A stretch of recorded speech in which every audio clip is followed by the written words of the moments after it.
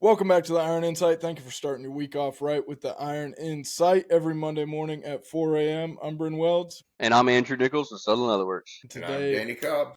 Yeah, we're sitting down with Danny Let me Cobb. jump right over the top of you there, Andrew. So, Danny, we met you when? Probably, was it last This is Chicago? FabTech Orlando, right? Well, that's when I met him. I met him FabTech Orlando. Yeah, Orlando. I don't know when you met I thought him. it might have been Atlanta, though. But no, Orlando sounds... No, not Atlanta. Right. The only time I've spent in Atlanta was in airports, and it sucked. I think it's... isn't it the worst? The rest of the city is the same. Don't worry. Yeah. You're not missing out on much. Yeah, really. It's not great. But so, Danny, for those who don't know you, kind of introduce yourself and tell them what you do. So, again, my name's Danny Cobb. I'm the owner of American Welding Laboratories. We're a welding school in Fort Smith, Arkansas. We teach all aspects of welding from, stick, MIG, flux core, TIG, combination pipe. We do job-specific training for manufacturers. We do a little bit of everything. And I met you two wonderful gentlemen. I think, Brent, I met you first, probably through social media, LinkedIn, followed you quite a bit, and then started following Andrew with Southern Leatherworks with the welding hoods and stuff, and then finally got to meet you guys in Orlando last year, which was really cool to actually connect faces with and the personalities with the people that you've been talking with and watching and following. We're a welding school. Me and my wife started it a little over 4 years ago after being in the industry for, close to 30 years now. I've worked in the oil field industry, built limousines, even taught at the college level. And I figured out the second time I went to college was not for me. Yeah, it's crazy that you say it's only been 4 years since you guys started the school. I didn't know that. It seems like just off the presentation and what we see from outside that it's a well-established school. Very, very professional, very that it's been there a long time kind of thing. That is all my wife. Every bit of that. She is our marketing team. She's our administrative team. She's everything, honestly. She's the one that pushed me to go become a CWI back in 2020 whenever COVID had happened, and I decided to leave a job of 16 years, sitting comfortably. Yeah. Sitting comfortably behind a desk, doing weld inspections and managing a welding division. I decided to step away from that and go teach at a college and become a CWI. And then, this all rolled out from that. What's that? That's crazy. That's a nerve-wracking jump from a comfortable position to starting a school when you didn't even like college. What was that like? Like going through or learning about the policies and state like accreditation and all that stuff. It's crazy. It's been a roller coaster, man. In fact, my wife just got back from Atlanta, the wonderful city that it is. Yeah, I'm sorry. Because we literally had $20,000 cash. That's all we had. We leased a building in here in Fort Smith. We had no welding machines. I take that back. We had a little bitty Miller 200 multi-process machine, and that's what we built our first booths with. Me and my 10-year-old son at the time, he's 14 now. But whenever I was at the college and told them, because whenever you work for a college, you have to write a letter of resignation, and you have to go sit before the dean and all that. Whenever I told the dean, she said, well, what are you going to do whenever you leave? I said, well, I'm going to start my own welding school. And she just looked at me, and I'm working for them in the same town. And I told her, I said, we're not going to be competition. You do high school kids, we're going to do everybody else. And we jumped off that bridge and didn't even know if there was water in it underneath it. And there was. That's cool. A crazy leap.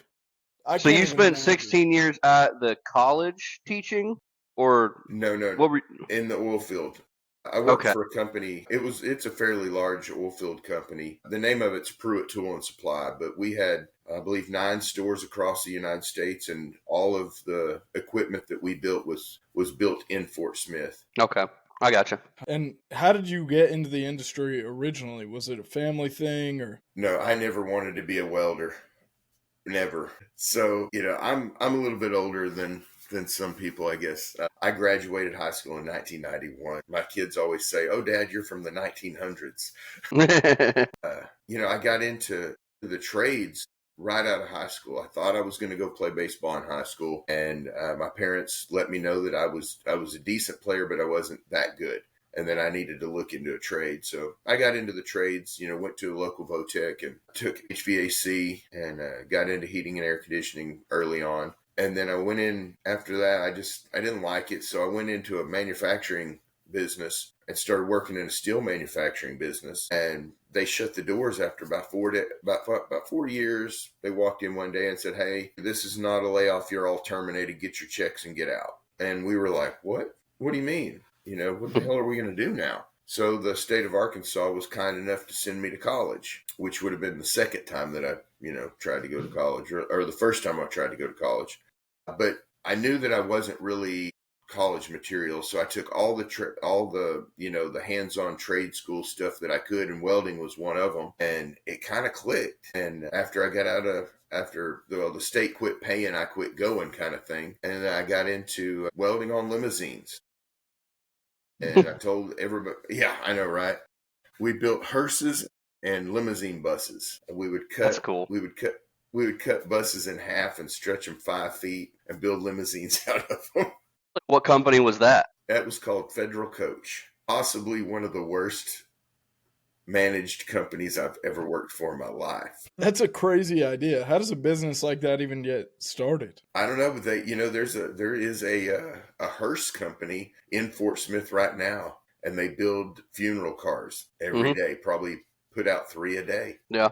My uncle used to stretch single cab Dodges and make them 4-doors. They were one of the only companies to make a 4-door Dodge. That was a second gen Cummins back in the day. So he did the most oddball stuff. Yeah, he worked for a bunch of conversion companies. They did conversion vans. They stretched trucks. I mean, all sorts of stuff. So that's pretty cool that you were able to do buses. Well, see, and that's what's awesome about welding. You can do anything, and people don't even know it. That's wild. That's some pimp my ride type stuff. My name's Danny Cobb, and let's pimp your ride. I tell you what, man, we saw some crazy shit. We used to build buses for a guy in Vegas. His name was Vegas Phil, and we'd have to repair them sometimes. And they would come back because we put stripper poles and laser lights and fog machines, bars, the whole 9 yards. But they would come back smelling like baby powder and baby oil. And it was like, oh God, you put rubber gloves on and just start ripping shit out and fixing it and send it back to Vegas. There's an earlier episode, I think it was with James from Notion Fabrication, where he did like all these food trucks and stuff for celebrities. And Andrew, there's a clip of Andrew going, "I put a fish tank in your trunk" from. I forgot. They do the most random shit. Like, oh, you're a single mother of 3. Yep, fish tank in your trunk. Yep, that's what you need. Yeah, baby seat on the top. Yeah, exactly. 360 baby seat. Yeah, with 15s.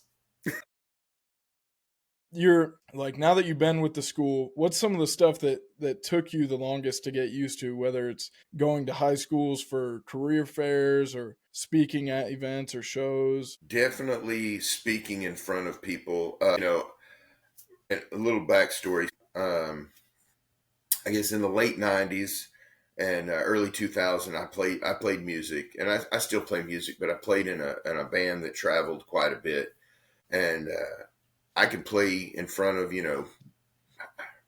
5,000 people. It was no big deal because it was just something we loved to do. But standing in front of a bunch of high school kids that are looking at you like a deer in the headlights, waiting for you to say something, is scary. I mean, it's just, and you're like, I've got to say something that's going to grab their attention. And I'm a welder. I'm not the most well-spoken person in the world. My vocabulary is harsh at times. I believe my dad has told me once that I had how did he put that? I had a filthy mouth, I believe is what he told me. And it's not that I want to be that way, but it's just something that has come about in the industry. And I hate to say that, but it's an industry thing kind of. It is. But standing Absolutely. in front of those yeah, I mean, the industry has its own language. It's just what it is. That's how we express ourselves and get our point across. So I agree wholeheartedly with that. And I go to a lot of high schools, and we actually have high schools that come to us. And one of the first times I went to a high school, I think there was probably 40 or 50 kids in an auditorium, and I get up there and I'm going to do my thing, and I wore my nice jacket, and I start talking, and I say, listen, you're going to come across this shit every once in a while. And the teacher's eyes got this big around, and they all looked at me, and I realized what I did. And I said, I just stopped. I said, hey guys, if that's the worst thing I say today, we are going to be awesome. We're going to do great. And after that little talk, some of the kids came up and they were like, thanks for being real, because all of these people just sugarcoat everything for us. And they're so polite. They're so this and that. And they're like, you're being real. And now I don't even take notes or anything. I just speak from experience and from my heart. And if I try not to drop F-bombs, but if I do say something, I'll just say, hey, sorry about that. Let's move on. And the kids really appreciate that. It shows genuineness, I think. Yeah. And you had briefly there mentioned that you performed music and you still play music. So I don't know if you've put it out there like all that publicly, and we were talking about it before the show, but your band opened for Damage Plan, which Dimebag Darrell was in. So tell us how that came about. So, I had hair at one time. In fact, I'll text y'all a picture. I'll text y'all a picture while we're doing this so you can all both go, holy shit. So we started playing, a long time ago. We got with a record label, and I don't want this to sound braggy at all, but we were on a small label out of Oklahoma City with a bunch of other bands, and we would get to open for bands as they would come through Oklahoma City or Tulsa. We had been doing this for a while. Pantera that was my band. I mean, in fact, I don't know if you can see that right there. Yep. That's Dimebag Darrell on the bottom of my arms. But we had an opportunity. They were like, hey, we got an opening spot for a Damage Plan show in Oklahoma City. We're like, whatever you need us to do, if you need our sound guy to come and spend the weekend with you and do whatever you want to with him, you can. But we got the opportunity to go open for him. And we had opened for a bunch of bands. Again, I don't want to just sit here and spew all that, but at one point, I think in one summer, we opened for about 10 bands that were on Ozfest. So we were kind of popular. You can go check us out. I'll send y'all the link. And we were heavy. We weren't K-pop or any of that. We weren't Swifties. My daughter would kill me for saying that because she is a Swiftie, but has been forever. And I can appreciate that now. I couldn't back in the day. But yeah, so we played a lot of music and had a lot of fun with it. I lived through it, I guess, is the biggest thing. I never got hooked on any major drugs or, never went to jail, none of that good stuff. I don't have those cool stories. So you're not a real musician then. No, I'm not. No, I just play one on TV.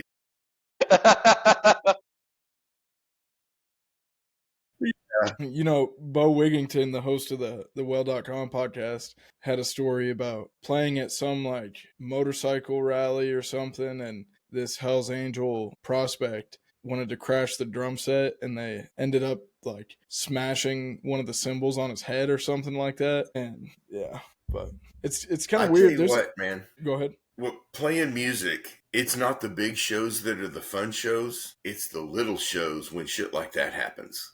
I just got to pause because I just got the picture. Holy shit, Danny. I doubt they can see it, but if you can, that's Mr. Danny Cobb. Yeah. That's you? I sent it to you also. Man, that's great. We're gonna have to post this.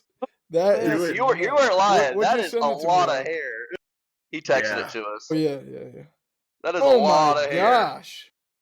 The photo that I saw, you had like a buzz cut, but you also looked you also looked like a meathead back then, like for sure, like bigger than what you are now. Not like fat, but like built. No, Oh, I'm fat now. I was real thin. I was in shape. Now I am shapes. I would have never expected that to be the hair that you had. That's insane. Yeah, Oh I went 12 years without a haircut. Growing up in high school, I had to have a haircut because I played on the baseball team. You know, that whole dazed and confused thing when they signed the contract, you won't smoke weed, you won't have long hair. We had to do that in high school. That was a real thing. Yeah. Anytime, people talk about Generation X, because I'm Generation X, they're like, did y'all really do that shit? Yes, we did. You got locked out of the house. You had to drink from a hose. You got chased by wild dogs. So your school now is in Fort Smith, Arkansas. Is that where you're from? No, originally I'm from New Mexico. I'm from Hobbs, New Mexico. That's where I was born. But I grew up in Oklahoma, Vian, Oklahoma. And of course, there's nothing there. Lake Tenkiller, it's a good place to go spend your summers and have fun. But now you got to have money to do it there. But back whenever I was growing up, we were poor and we just could go hang out at the lake. But, all the industry and everything was in Fort Smith. And I moved to Fort Smith probably, 35 years ago or so, somewhere in there. Because that's where everything is in Fort Smith. As far as this area, Little Rock is the capital, and it's the biggest city in Arkansas. And then you can go to Northwest Arkansas. There's a lot going on where the University of Arkansas is, which I'm not a hog fan. I don't want anybody to think that I'm a hog fan.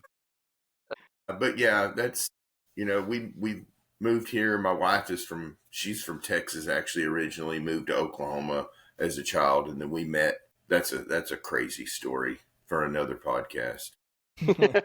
So when I caught up with you, go ahead. When I caught up with you at FabTech this year, you were at the American Welding Society booth, just not even in the door yet, actually. So what are trade shows like FabTech and others? What's that like for an educator? Man, it's really about meeting people and connecting with like you guys. I call you guys friends, because I really, even though I'm older than you guys, I have a connection with you through the trade that we all love. Yeah. And that's it really is about connecting and networking. I mean, I would love to go in there and drop a couple of $100,000 on one of those new cobots. Not going to happen. But, like I said, we ran into each other. I was at the AWS booth, talking with Ephraim Abrams, over the education portion of AWS. And I met him because of the school. Jason Becker, who also has a podcast, I met him through the school as well. And I was talking to him at the AWS booth a little bit. And then, going over to the Everlast booth and hanging out with you guys, and then at the Edge Welding booth, and then all the people that are involved in all that stuff that make this happen. That's why I'm there. It's not so much for the product, it's for the people. Yeah. Because without the people, there is no FabTech. Right.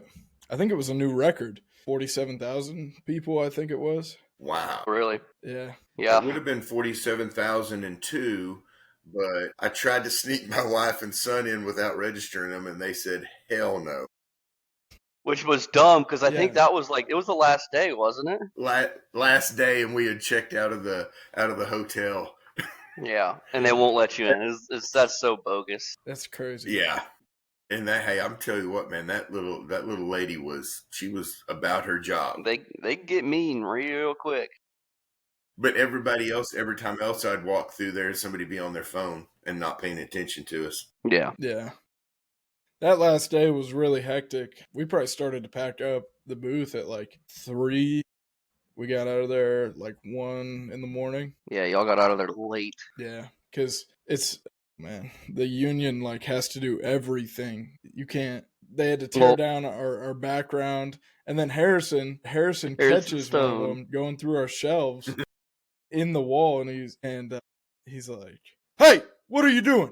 Empty your pockets right now!" That's what he said. I can't do Harrison's Southern accent. Oh, he's very good at confrontation. He had a bouncer job. He's gotten really, really good at it. So yeah, he told me he did that. It was pretty funny. He made that guy empty his pockets right there, make sure he didn't steal anything. I heard it before I saw it. So then when I walked back there to see what was going on, he goes, "Back pockets too." That's what he said.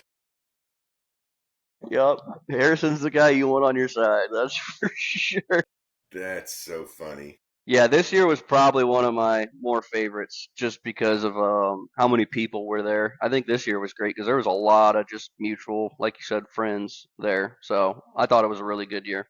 Well, and I met a lot of new people, the Pearl Snap Pimp guys. I didn't even really know I knew of them, but I didn't know anything about them. And man, those guys are so cool. Yeah. A lot of new booths. A lot of new booths. Yeah. And next year there'll be another new booth, from my understanding. Yep, there will be. I'm put down for one. Just gotta figure everything else out first. I did the easy part, but yeah. I've after quite a few years of being like, I want to do it, but that's a lot of money. But should I? I'm just gonna finally go ahead and get her done. So. That'll be awesome, man. I'm excited for you. Yeah, I'm really excited as well. I think it's a pretty big step in the right direction. So are you going to be partnering with anybody or? No, so I just got a smaller 10x10, and I don't think I'm going to I think I'm just going to keep it myself. I'll have some other artwork. Actually, no. There's one guy. His company is Holiday Routines. He does really nice back caps. He had a bunch of back caps at the Edge Welding booth there. So I think I'll have some of his back caps and stuff. He was the podcast just before. Yes. Right? He was. I believe so. Yeah. So he's really, really good guy. But I'm hoping to have some of his stuff and then bring in some of the local artwork as well from some of the other people on Instagram and whatnot. So I'm definitely looking to incorporate a bunch of different people just to, maximize what I'm doing. But yeah. Yeah, that would be awesome. I'm excited for you. I'm super pumped. And we've never been to Vegas before. So Brent and I are both very excited. Man. You look like you've been to Vegas. Yeah, 1988. Oh man, that was the exact year. Yeah, and I mean, I was young. We didn't get to do much, but I'll never forget it. That was a trip. Again, man, I got some stories, but if you've never been on a road trip with about 8 people in a Ford F-150 truck with a camper shell from Oklahoma to California to go to Disneyland, you have never been on a trip. That sounds like a blast. Yeah, it was. I'll never forget it. That's awesome. Absolutely. Can we expect you to be in Vegas? Oh, yeah. Awesome. That's one thing about FabTech was I always wanted to go, and when I was at the college, they used to send all of the instructors. I don't know what they did, but whenever I brought it up, they were like, yep, we don't do that anymore. That stopped. And I'm like, well, can we start it back up? They were like, nope, we can't. Not doing it. I'm like, well, damn, that sucks. I was wanting to get a free trip. So whenever we started the school, my wife had always heard me talk about it. And she was like, and when Orlando came up, she's like, I think we're to a point you really should go because you need to network with people, not just, what we're doing here. So I went and man, I was like a kid in a candy store. I didn't know what to do. Probably walked 40 miles that first 2 days. And I'm like, oh, I got to see everything, And then this year I was way more selective. Absolutely. Because I really don't, nothing against Mitsubishi and Amada, but I don't care about that stuff. No. Yeah, you kind of gotta... When it costs more than everything you've ever made in your entire life, yeah. Yeah. It is cool stuff, but like you said, first time around, you see everything, you're walking, and then the next year and the year after that, it's like, all right, we're looking at the same shit here. So we'll stay around the people we know. And that couch in the Everlast booth, that looks like a comfortable couch. Spend some time there. Yeah, I could hang out in that booth for a while. Yeah, it's a good hangout. It's probably the best hangout booth, in my opinion. Yeah. No, I agree. It's very open. That's what I love about it. And sometimes when you're walking for a while and then you decide to cut a corner through a booth and they got a nice carpet pad. That is nice as well, stepping on that nice carpet. And maybe a cold beer or a Yeah, mimosa. that too. If they're pouring cold beer, it's good. It's good time. Yeah, one of my favorite booths this year is probably MK Products. I liked them quite a bit. There's a photo of me with like 6 beers in front of me because nobody else was in there, so this guy just kept pouring beers. That's how I met y'all last year. In Orlando. Yeah. I ran into y'all and I was drinking a mimosa or a beer about 9 o'clock in the morning. And y'all were like, where did y'all get that? I'm like, well, Pipeliner's Cloud has beer. This guy has mimosas. Yep. Yep. Yeah. That is a good part about FabTech is they'll serve beer. I remember the exact spot in that convention center where that was because I was coming from Markall, I think. And, yep, you were. Yeah, that's hilarious. That is. Yeah, and I remember I just happened to go over to the Pipeliner's Cloud, and oh my God, his name just escaped me. But anyway, he's like, there was nobody in the booth. He goes, man, do you want a beer? I'm like, looked around, I go, yeah, that's a dumb question. And he opened the cooler, and it was just full. I'm like, oh shit, I'm gonna be back here a bunch. Yep. What's your beer of choice? Man, I really like Rolling Rock a lot. Rolling Rock. I've never had one of those. I've never even heard of them. It's like a pale ale. But I mean, you know, if I'm out mowing the yard, just give me a Bud Light and I'm good to go. Yep. I'm not a really frou fancy guy. If I'm gonna really drink though, I'm gonna have some Deep Eddy's vodka and fruit punch Gatorade. Well, that sounds like a good mix. You're probably one of the first musicians / welders that we've had on that isn't an IPA guru that had his own IPA brewed at the local brewery. Man, I knew I loved you, Mr. Danny. Man, good grief. I am not that guy. Well, judging by your hair in that picture, I probably could have fucking guessed it. Yeah, I still can't believe that photo. And back then, I was more of a just freaking let's do some Jaeger shots, man. Let's just get this going now. Let's be efficient. Let's get after it. Yeah. Hey, we played a place in Colorado Springs, Colorado, this little bitty ass bar. In fact, I'm pretty sure that it was a biker gang's bar. I don't remember exactly if they were yellow and red or if they were black and white on the colors, but they were like a legit thing. And I didn't really want to drink that night, but we got free drinks. And I told the bartender, they're like, what do you want to drink? And I said, man, if you had Red Bull on tap, we could be best friends. And I was just joking because I love Red Bull. And they're like, well, it just so happens we do. No shit. Oh. Man, my kidneys may never be the same. Oh, that's great. That was some brutal shit right there. So that's bad. You're 4 years into the school now. How many booths do you have? We have 20 welding booths.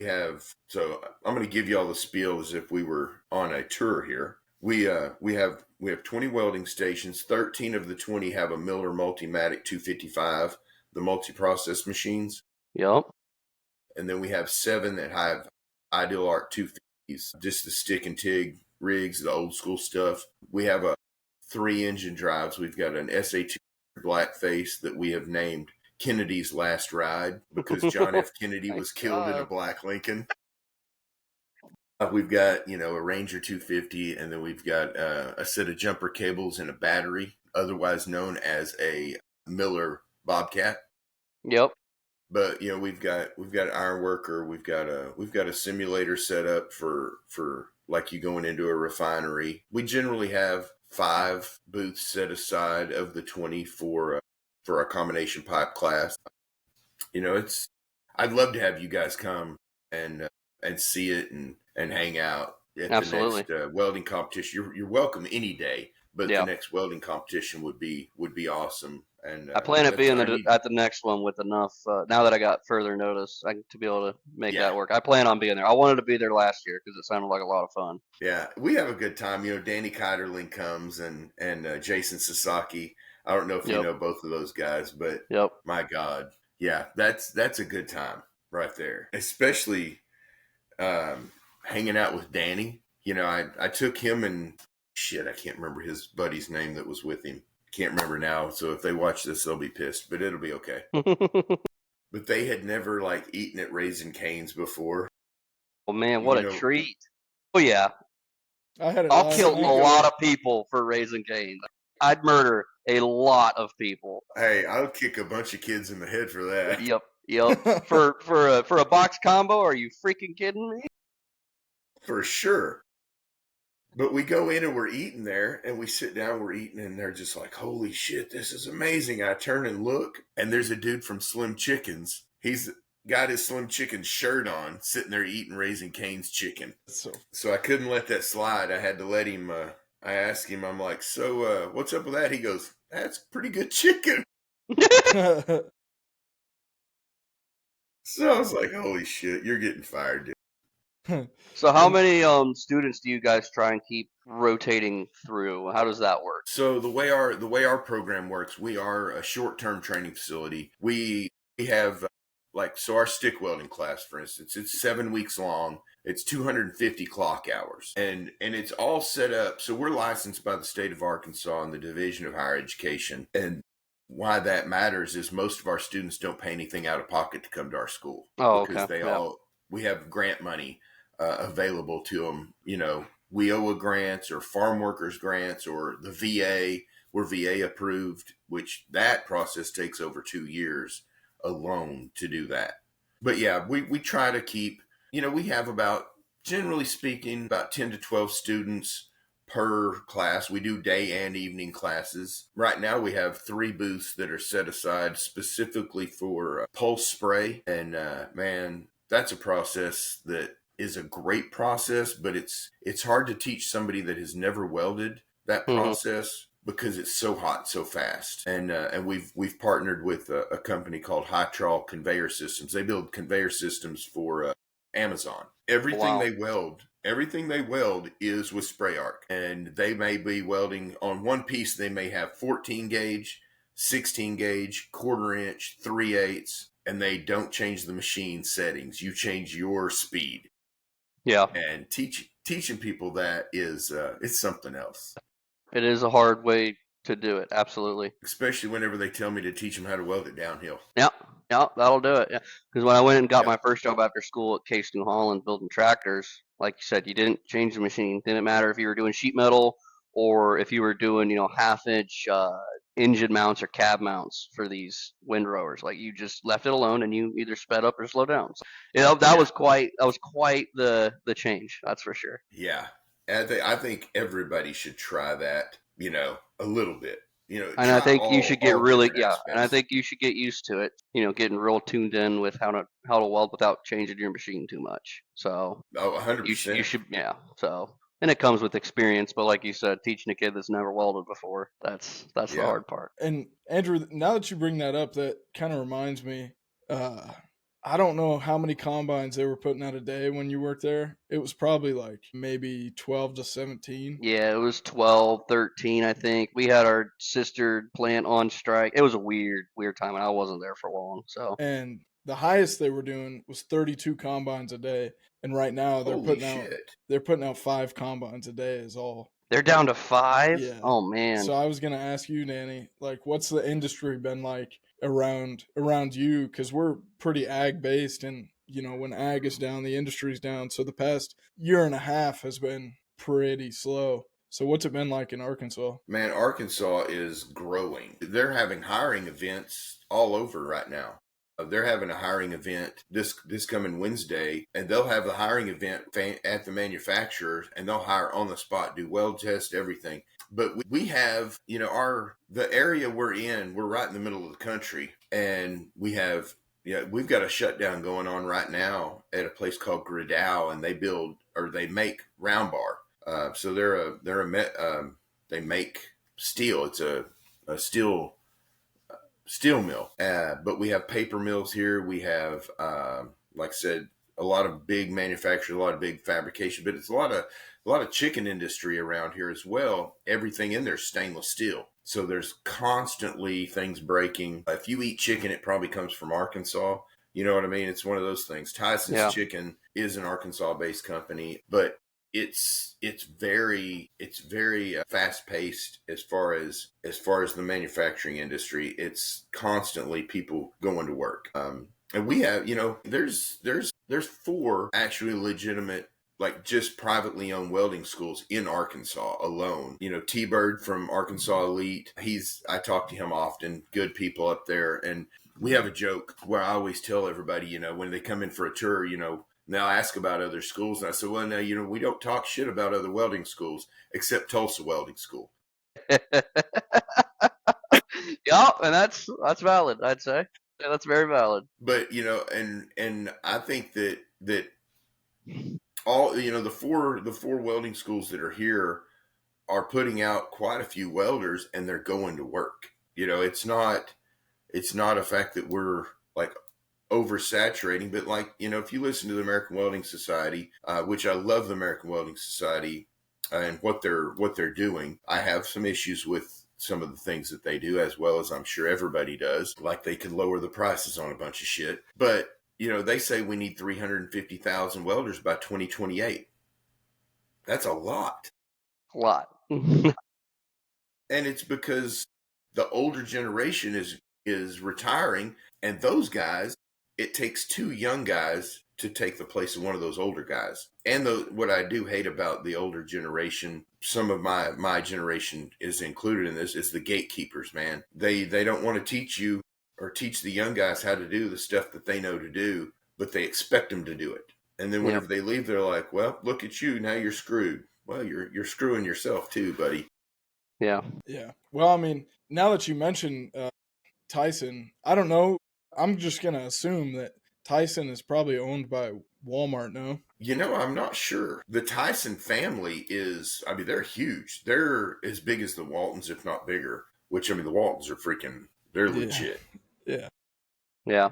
But, you take Walmart, and what's funny is if you watch an Arkansas Razorback game, they've got the Walmart logo on their field. Oh, really? Yeah. I didn't know that. Yeah, Walmart and Tyson Foods. You take those 2 things away, and Arkansas blows away in the dust. Yeah, I guess that's kind of like us in Nebraska with Hornady, and I don't even know who the other company would be, really. I would think it would be Case. Not right now, apparently, but Case has always kind of been there, so. Yeah, probably. But yeah, if they went away, I think a lot of industry would go away too with it. So. We'll see. The JBS, the packing plant. Yeah. That's it. I hate that place. That place, man. Yeah, That's why I started building welding hoods, Danny. I was in a kill plant for a welding contractor, and I was like, you know what? Fuck this.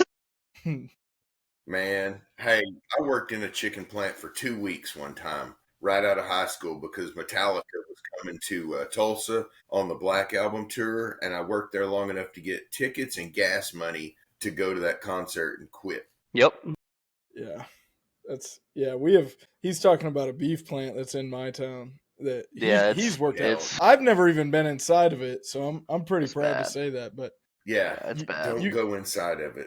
Yeah, don't. You can smell it wherever you are in town. Yeah, if the wind hits it right, it's bad. Danny, we appreciate your time. We appreciate you coming on, especially with short notice, because I texted you last night at like 9 p.m. Hey, last night was my night to teach. I teach the Friday night class so my instructors don't have to. Well, we appreciate you coming on. Appreciate your time. We'll have the American Welding Laboratories link in the show notes and the social medias as well. We ask one question to every single guest that we have on. It's always the same question. What is your favorite genre of music to listen to while you work or weld? Well, that's easy. That would be groove metal, and my drug of choice would be Pantera. Like I said, we appreciate your time. All the listeners, the Everlast link for me and the Edge Welding Cups link in the show notes will be available there. Feel free to reach out to me if you've got any questions on any of their products or machines or whatnot.